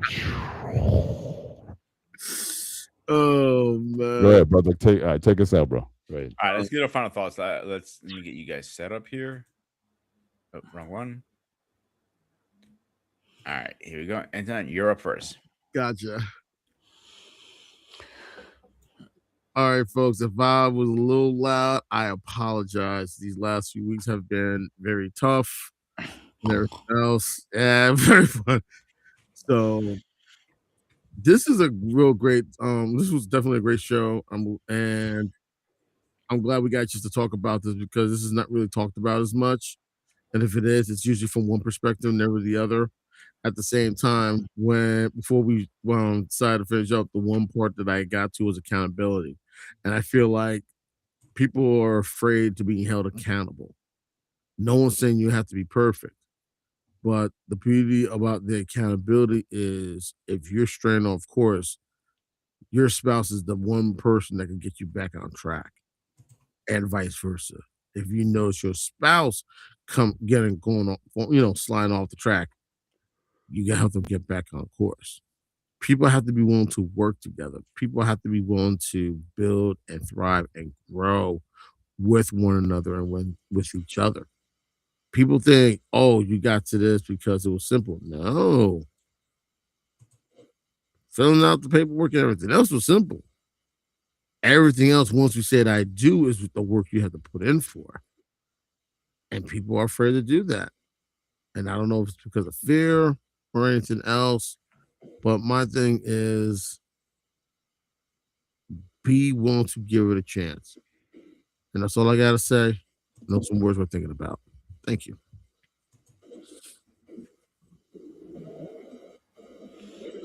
I always choose love over everything. Sorry. My feelings, soulmate, love, goes hand in hand. Loyalty as well comes later on. Sorry, Peter. That's all I got, mate.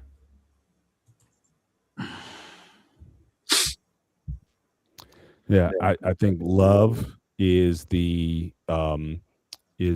offspring of loyalty. I really do. Loyalty is also mutual. Again, if someone is asking or requesting loyalty from you and not giving it back, that's not loyalty, that's fealty. We have a president in office, unfortunately, who operates off of fealty.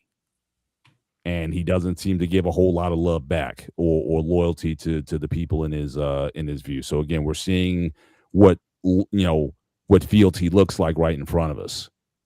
And so anytime you're in a situation like that, that's never good. So, certainly, but loyalty takes work.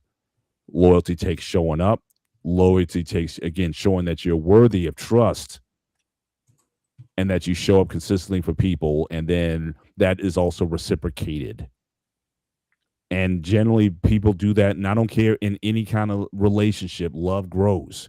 Love amongst brothers, for frat members, or any kind of organization, in church members, and yes, even in your romantic relationship. Love grows when there is true loyalty and sacrifice for one another.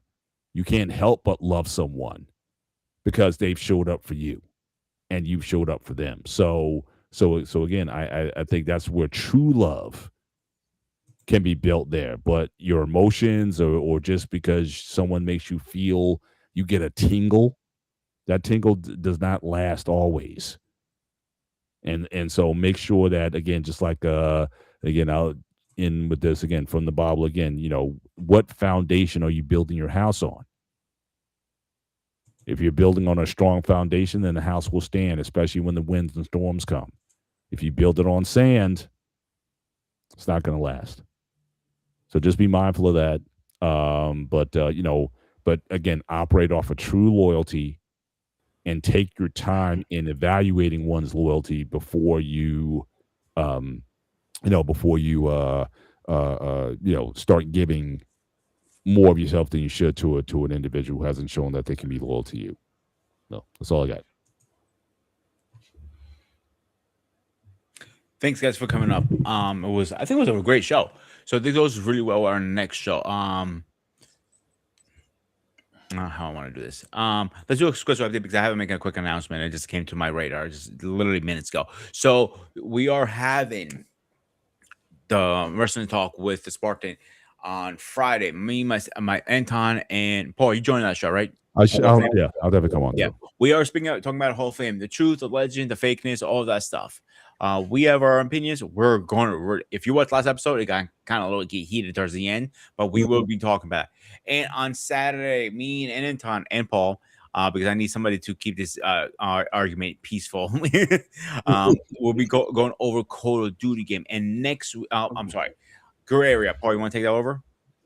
Yeah, we're going to be talking about taxes. So again, our two-part show. So last show, we talked about nonprofit organizations. But next week we're going to be talking about taxes. What different tax systems. Should we stay with this progressive tax system and get rid of all of the loopholes and all of the exemptions and all the 501s where people hide their money? Or should we go to just a flat tax system? Everybody pays, no exceptions. So again, so we're going to look at that and also assess different tax systems around the world, how other countries do it, how the Brits do it. So we're gonna look into taxation just overall. Maybe there's a country that does it better than us, and maybe we need to take a look at it. So be very interested in that conversation. Gray Area, Sunday, 9:30 Eastern Standard Time, right here on the Sparta HQ Network. Yeah, and next Tuesday we're gonna be talking about toxic passion versus stable love. Which one lasts? It kind of goes into this show to the next one. So really fast before we go, guys, I gotta make a breaking news. It literally just came out. It got aired about 15 minutes ago. David Mason. Are you guys familiar with him any chance? Not offhand, not the name. David Mason. He is a founder and co-founder of multiple rock bands. Best known for Traffic. I had his list right here. Where is it? I just lost his list. So who was it? David Mason? Yes. Okay, here it is. David Mason. He was a singer and a guitar player. He was known for the group called Traffic. Derek and the Dominic's Dooms. Excuse me. Feedwook, Mac, and Ringstar, and a hit All of the Stars band. Those are the bands. He died about 15 minutes ago. He was 79. Wow. Yeah. I think we're one of the few networks who's going to announce things right now. I'm not saying it's kudos for us or anything like that. I felt like we do need to announce that because we are a network. Unfortunately, sometimes we do have to break bad news to you guys. The only thing I can say is I know of his work. Great artist. He's put time into the business. Great singer, great voice, great guitar player. My thoughts and love goes to his family. It is tragic time for them. Anything for you guys? For anyone that's heard his music, like Traffic, I'm familiar with. Some of us have grown up on Fleetwood Mac, and hearing this, it's sad because this is someone who's been part of the music business for a significant amount of time, has helped lay foundation with a good number of groups in different decades too. Yeah, he was best known for R&B, soul, and rock. So, on the other note, I don't know if you guys saw my Facebook post today. Is publicly announced, and it's true. I looked into it over during the day that Tim Cook is officially stepping down from Apple. I heard about that. And I'm kind of glad about that because then I said, like in my post, this could be the best thing for Apple because you need another Steve Jobs to take over because Tim Cook, he cared about numbers. That's all he cared about. The products would have been, on cruise control ever since Steve Jobs passed away. Yeah. Let's see what he does. I'm very curious who's the next CEO and who's going to take the company. I'm going to keep my close eye on that personally. It's going to be very interesting because I was actually on Instagram and there was a person talking about how you can compare Apple to almost like some type of something else, like how people have devoted so much to Apple and not even realized it. That's why they call it the Great Wall, the Great Wall Garden, or whatever they call it, because once you're in it, it's really hard to get out of it. Yeah, and he really does a very good explanation. If I can find it, I'll try to text it to you. Yeah, it's fine. But I think this movie was long overdue. Yeah, he's been talking about for the last several years he's going to step down. I know I first started hearing a buzz of it when I first got I went back to Apple with the iPhone 12 Pro Max. That's ever since I've been talking about. Now that I have a Samsung again, I'll be honest with you, like I do see why Apple is afraid of Samsung because it is similar but different at the same time. If they're the way they run their phones, but I do see Apple being fearful of them for a reason. It's the customization, the security, all that stuff. They have it all locked in right now. It's not like any like other Androids like OnePlus or Nothing phone. Like you might be concerned about your data. Not with Samsung. I'll give you that much. But except that, guys, let's get the heck out of here. As always, guys, set up. All right. As always, guys, I am the Spartan. Let's try this over again. I am the Spartan. My man Anton, my UK brother, my president down there. As always, this was the Spartan SU Network. Make sure you hit the like, share, and subscribe. And like always, once again, stay fresh, stay safe, and I'll see you guys on the next one. Have a good